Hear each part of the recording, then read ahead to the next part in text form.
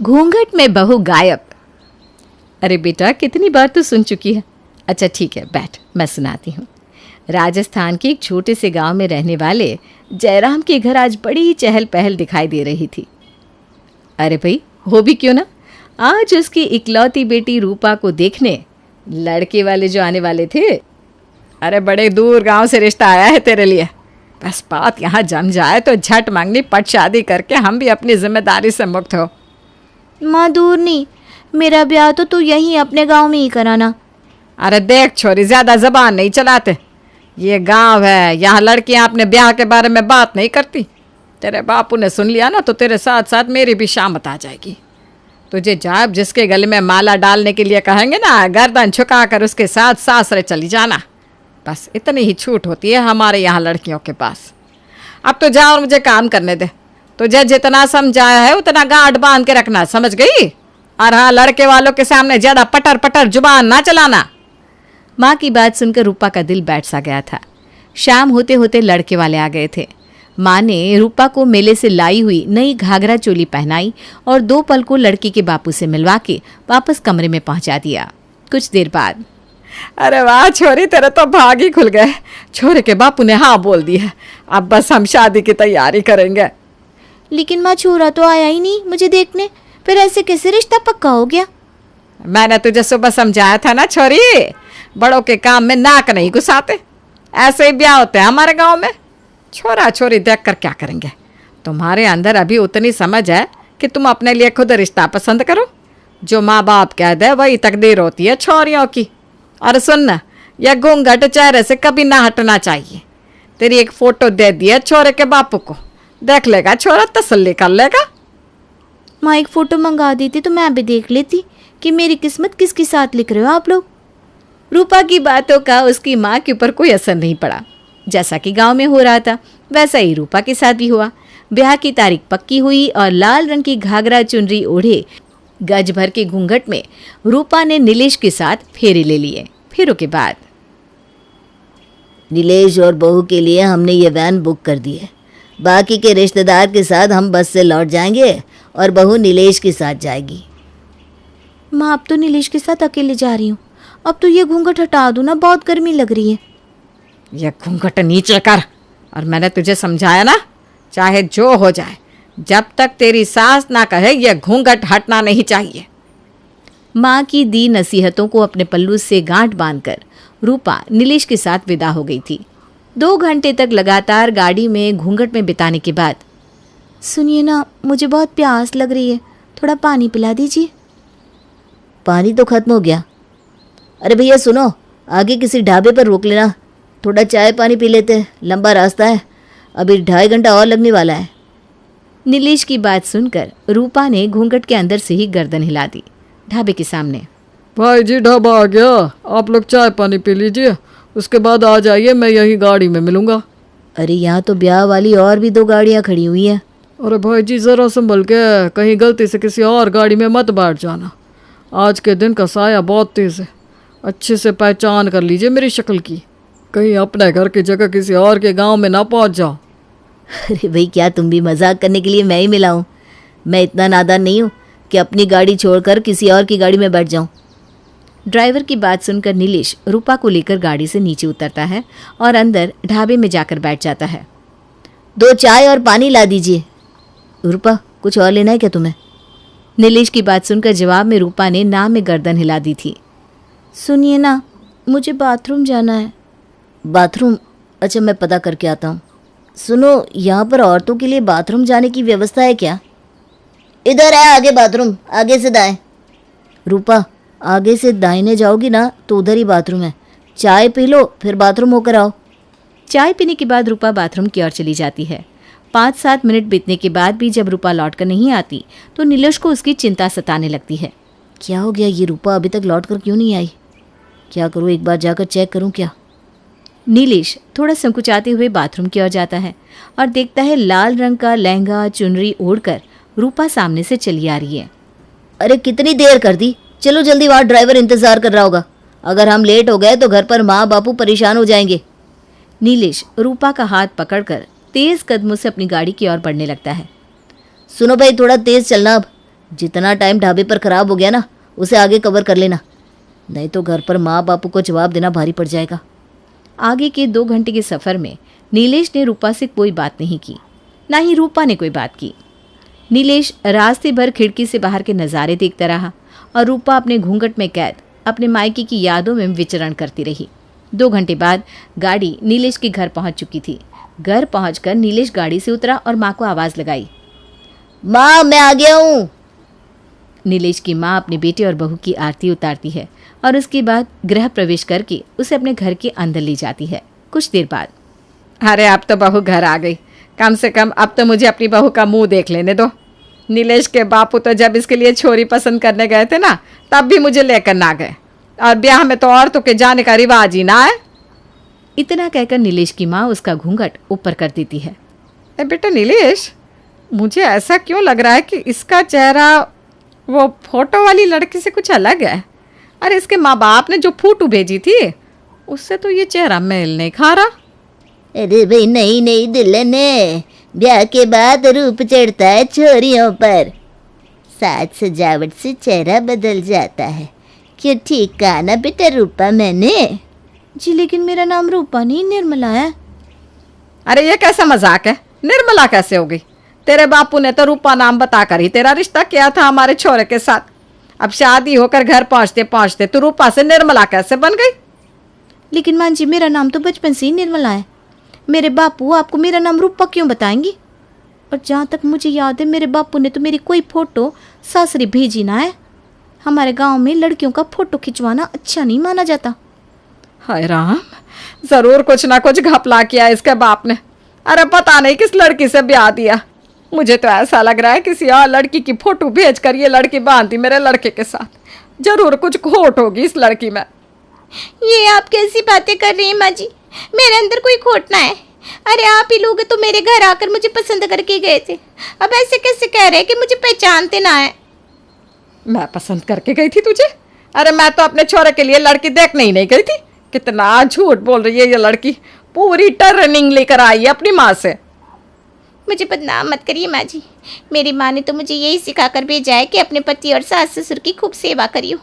आप मेरी माँ पर ऐसा इल्ज़ाम मत लगाइयो। अरे नीलेश बेटा, ये किसे ब्याह लाया तू? अरे तेरा रिश्ता हमने रूपा के साथ पक्का करा था और तू लेकर आया इस निर्मला को। तुम दोनों बाप बेटे ने ब्याह के समय आँख खोलकर देखा नहीं कि तेरे ससुराल वाले किसको तेरे पल्ले बांध रहे हैं? क्या कह रही हो माँ? रूपा ही नाम है इसका। रास्ते में मैंने इसको रूपा कहकर पुकारा तो इसने जवाब भी दिया था। रूपा, ये कैसा मजाक है? अभी आधे रास्ते तक तो तुम रूपा थी, यहाँ पहुँचते पहुँचते निर्मला कैसे हो गई? कौन नीलेश? मेरी शादी तो अर्जुन के साथ हुई है, नीलेश कौन है? अरे यार, क्या नाटक है? जब अपने घर से ये विदा हुई तो इसका नाम रूपा था और मैं इसका पति था। अब ससुराल पहुँचने पर इसका नाम निर्मला हो गया और ये मुझे अपना पति मानने से इनकार कर रही है। मुझे तो कुछ समझ में ना आ रहा है। मुझे बस इतना पता है कि मैं कांगड़ी गांव की रहने वाली हूँ और मेरी उम्र 70 साल की है। मेरी शादी डूंगरखेड़ा गांव में अर्जुन से हुई है।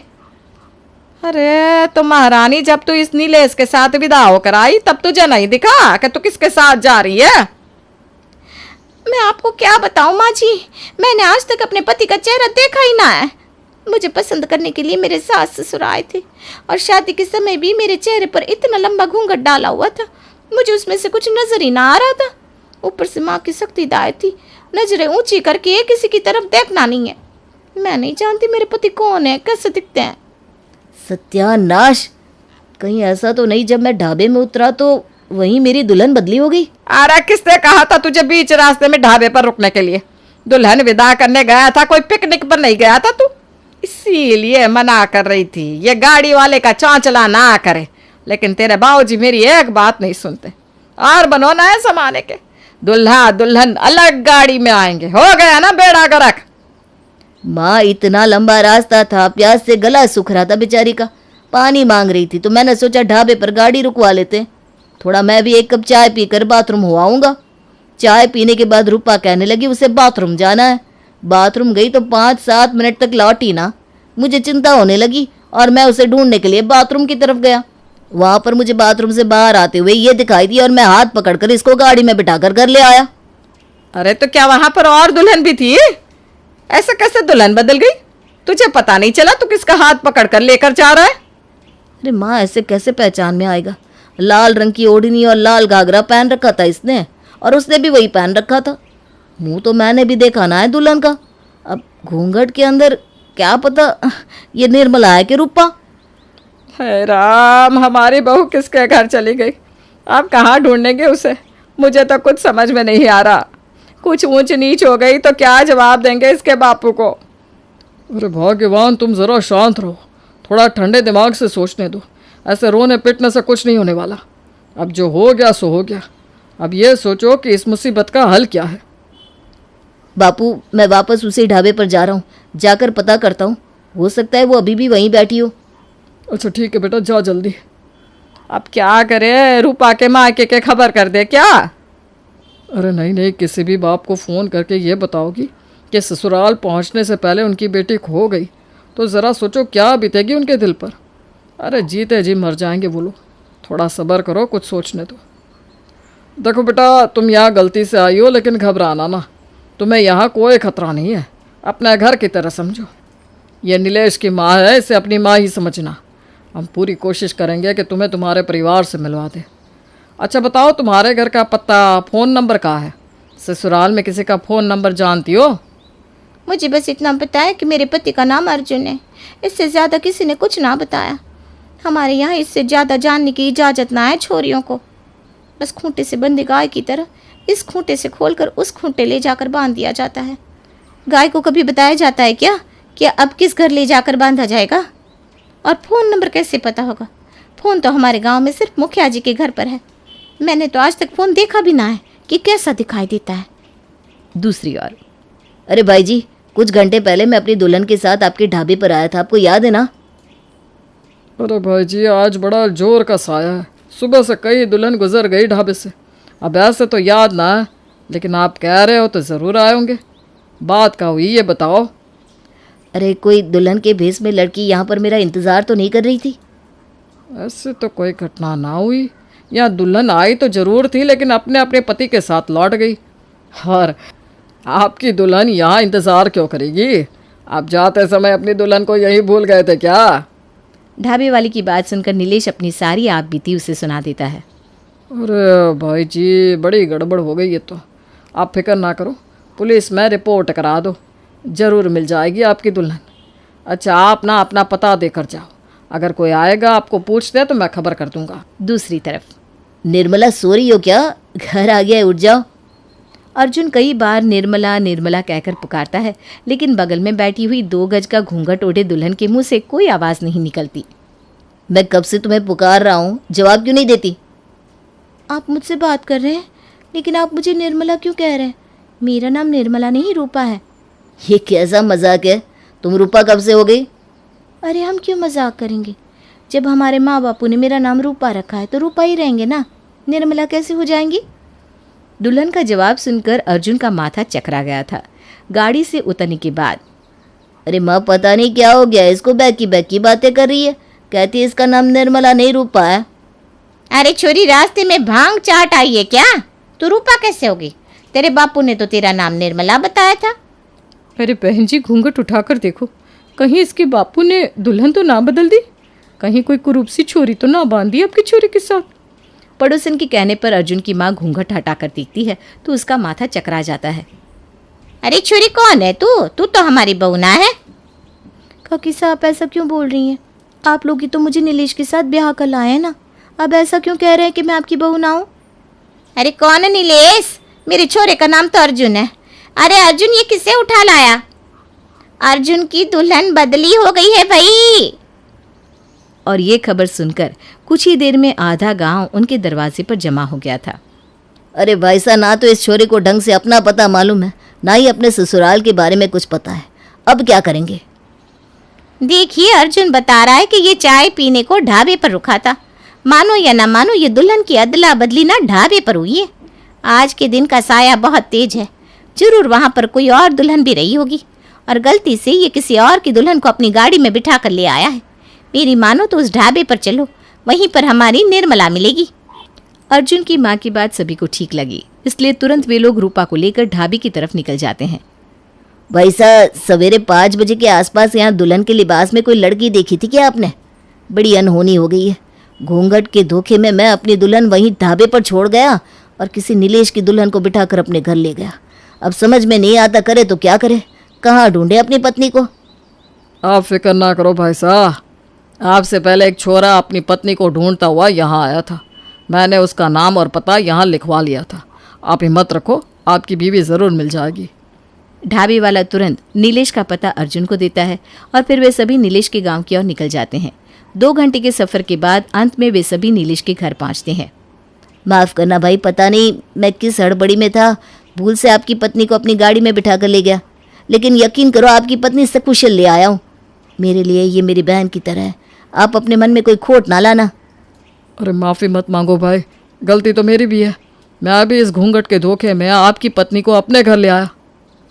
आप चाहो तो निर्मला से पूछकर तसल्ली कर लो, हमने इन्हें कोई तकलीफ नहीं होने दी है। अपने अपने पति को पाकर दोनों दुल्हन की सांस में सांस लौटाई थी। ये सारी गलतफहमी ना इस मुँह घूंघट की वजह से हुई है। मेरी मानो तो आज के बाद इस गांव से ये घूंघट का रिवाज बिल्कुल खत्म कर दो। ना ये घूंघट होगा, ना आज के बाद किसी की लुगाई बदली जाएगी। अरे वो तो भला हो राम जी का कि दुल्हन अपने सही ठिकाने पर पहुंच गई। सोच के देखो, जो इनके पति ना मिलते तो क्या होता इनका। खाकी की बात सुनकर सभी ने प्रण लिया कि आज के बाद उनके घर की औरतें घूंघट नहीं करेंगी और इसके बाद ही हमारे गांव से घूंघट का रिवाज खत्म हो गया।